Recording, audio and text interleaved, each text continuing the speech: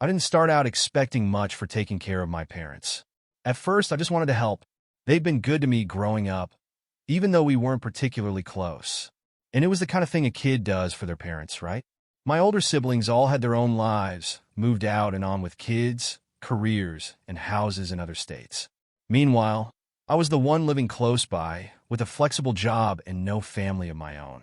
So, the responsibility of caring for mom and dad fell squarely on my shoulders.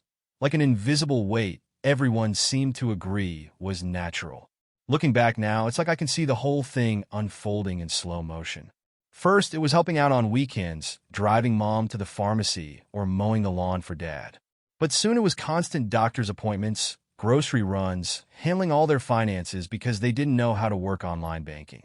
By the time Dad had his first stroke, I was practically living at their place, and my own life was a ghost in the background. My career stalled, my social life dwindled, and any dreams of having my own family felt like distant fantasies.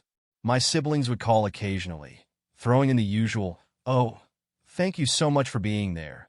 You're such a good daughter. And we owe you big time. Really, you'll be rewarded." I don't know if I believed them, but I wanted to. I dedicated years to them, missed so much, and my only comfort was the reassurance that when the time came, they'd make sure I was taken care of. "You've earned it," Mom would say, squeezing my hand. But after they both passed, the truth of my siblings' promises, or lack thereof, hit me like a slap in the face. We sat around the attorney's table, all four of us in a stiff, silent circle. I barely looked at my siblings. I thought maybe they'd say something to me, a thank you or a word of comfort, but they didn't. They sat quietly as the attorney read the will, listing off assets and accounts, each section assigning an equal share to my siblings and me. But then, to my disbelief, my name came up exactly once as the caretaker who would watch over the family home. Watch over the home? The house was barely livable, and that home was now my only inheritance. I felt my face go numb. There was no special mention of gratitude, no funds set aside to acknowledge my years of caregiving.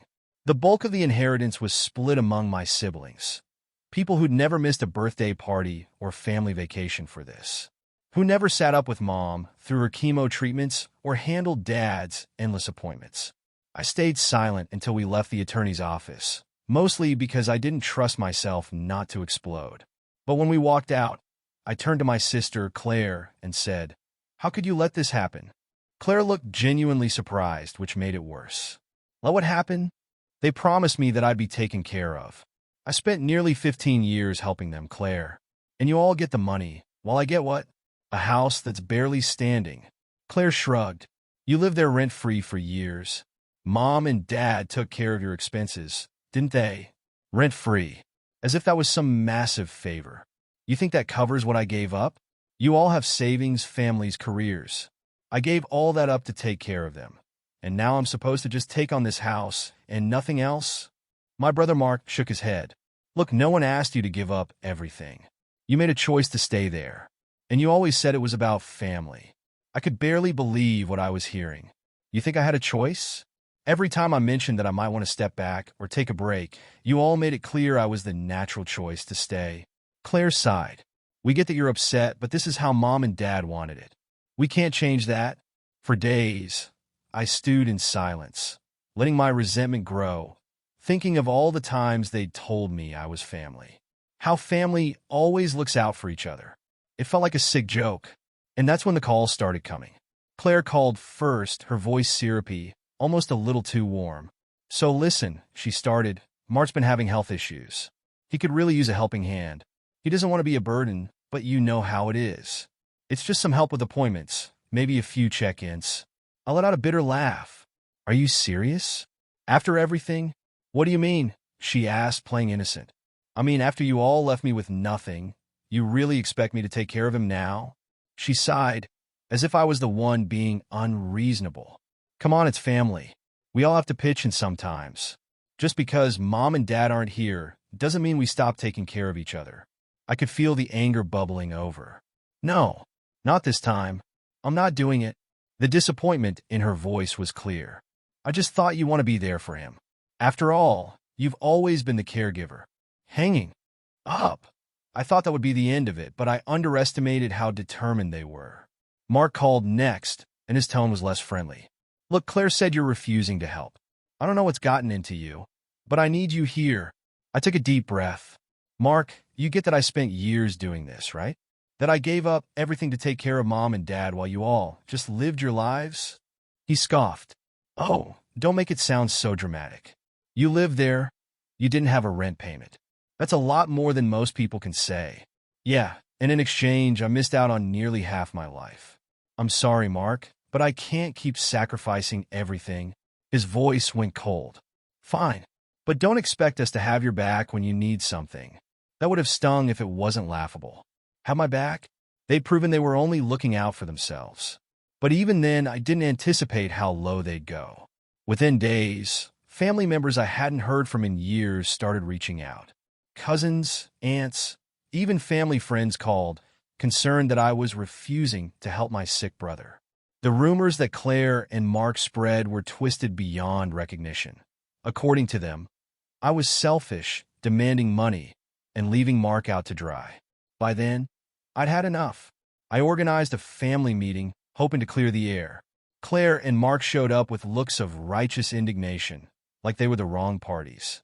I set out everything I'd done for our parents, the years I'd given up, the financial and personal sacrifices. Then I looked them square in the eye. If you want me to help, I said, then you'll pay me. Caregiving costs money, and I'm not doing it for free. The shock on their faces was almost worth it. Claire went from stunned to furious in seconds. Are you kidding me? She hissed. You're really going to charge us? You've changed, you know that? This isn't the sister we grew up with. I held my ground. No, this is the sister who's tired of being taken advantage of. They tried everything after that. Claire tried hiring a part-time nurse, thinking I'd feel obligated to fill the gaps, as she put it. She called me at odd hours, claiming the nurse was unavailable, and she just didn't know what to do. When I didn't show up, she played the martyr, telling everyone how heartbroken she was that I'd abandoned my family. Then Mark threatened to sell the family house, claiming they had a right to the proceeds because they'd helped pay for it. It was laughable.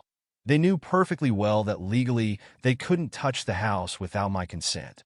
But the threats kept coming, with them trying every angle to scare me back into line. Eventually, I'd had enough. I hired a lawyer and had a formal letter sent, laying out that any further harassment would result in legal action. I also made it clear that if they wanted to discuss any future caregiving arrangements, they'd have to come prepared with a fair offer, one that included compensation. The silence that followed was both a relief and a bitter reminder of how easily they'd cast me aside when I stopped being useful. I still love them in some way, but I finally saw that love alone didn't mean I owed them my life. In the end, they never called me about caregiving again. I heard through the grapevine that they managed to find someone else, that they'd likely dipped into the inheritance to cover it. And maybe that's what stung most of all, that they had the resources to help all along, but they'd only wanted to use them for themselves. Now, for the first time, I'm finally looking forward to my own future. And the lesson I learned? Sometimes setting boundaries with the people closest to you is the only way to be free.